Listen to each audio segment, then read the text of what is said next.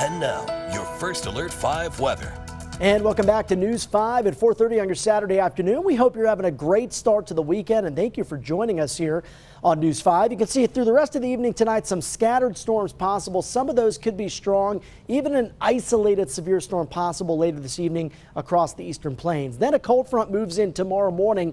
That's going to bring in better upslope flow, better timing to develop some heavy rain by the afternoon to evening hours, and some flash flooding that will be possible. Then thanks to that recycled moisture still left over in the atmosphere, looks like those rain chances will linger into your Monday. But tomorrow, this is going to be a key day, and I know we've been talking about this for several days here on News 5, generally along and near the I-25 corridor across the entire Centennial State. Flood watches have now been issued for most areas. These go into effect at 2 o'clock. They continue through midnight tomorrow night. Let's take a look at the latest satellite radar composite. Look at all the moisture rushing in from New Mexico. You can see on the loop here, things are kind of moving south to north, and then as you get a little farther north, they're taking on a bit of an easterly tilt. That is because high pressure is off to our east, and that's pumping in that better fetch of monsoon moisture here into southern Colorado. Take a look at the top of Pikes Peak. It's been a stormy afternoon. You can see looking off to the southwest, a nice little rain shaft out there in the distance. Show you a live shot here in downtown Colorado Springs, where we have seen some rain at times today, and still that continues through tonight.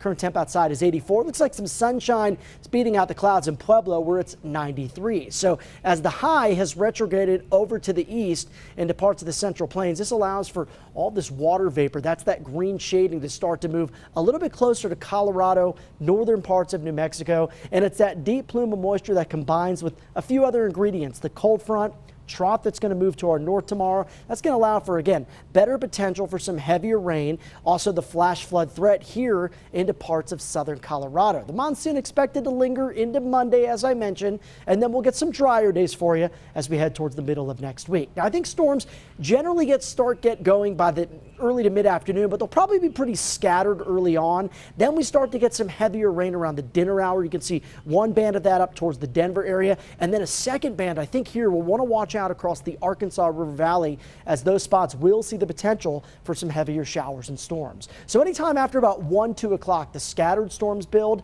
and then again by tomorrow evening, that's when we could see some heavier rain. And the 3-day precipitation outlook looks pretty good. Wherever you see the blue, that's the potential for maybe upwards of an inch and a half in some spots, and maybe in the Arkansas River Valley, a few spots there picking up around 2 inches over the next couple of days. Lows tonight, they're going to be on the mild side yet again. Not very cool in most spots, only down to the 60s. Highs tomorrow, they're going to be a little bit cooler than today, and that trend is going to continue. You see on Monday, that's the coolest day on the Super 7-day forecast, but still a breakout of Sunday. This is those rain chances by hour.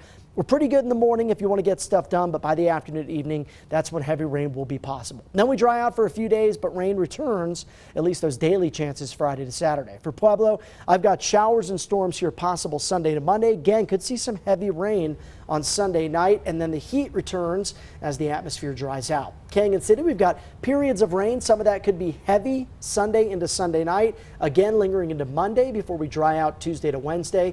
And for Woodland Park, well, it is summer, Natalie, so we typically see these showers and storms, and especially in the high country. So the best advice is, I think you know this, you're an outdoorsy person. You want to get that stuff done early. If you're doing something like camping, make sure there's a safe space to go, like your car if lightning develops. You don't want to be left outside in those elements if there's a lot of lightning. Exactly. I am always surprised every afternoon after I saw such a beautiful morning when that storm rolls in. I can't walk the dog.